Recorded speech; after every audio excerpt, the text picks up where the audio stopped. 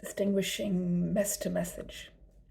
When I think of this subject, the first thing that comes to mind is my sweet little sister, who had her first of many seizures 20 minutes after her first vaccines when she was 3 months old.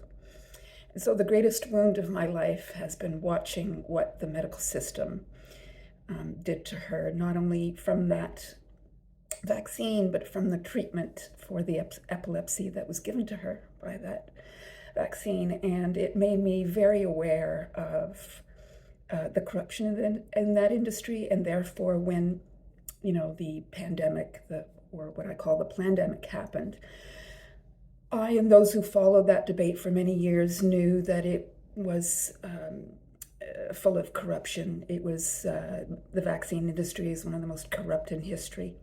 And so I knew it was a play for the mandatory adult market. And so when it happened, the first thing I did was I started going to protests at it, just to relieve the frustration.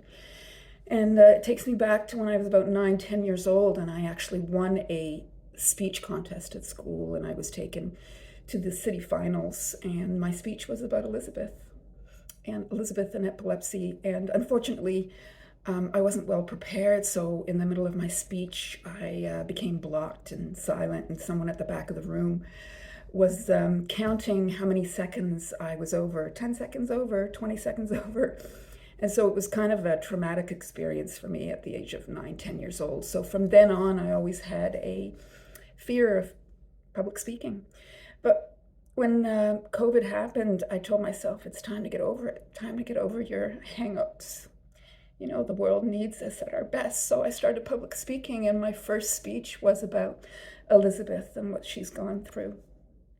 And she now lies in a hospital.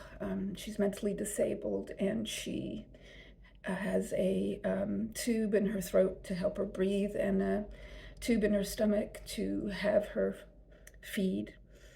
And her life has been a huge gift to me in having that awareness at this time in history. It was because of her and what she went through. But the greatest gift that she's given me is that I can go to her and I can lock eyes with her, and in her horrible state, that horrible state of being bedridden with tubes and no quality of life, is she can still beam incredible love at me and still be in that place of utter joy and utter transcendence of her circumstances.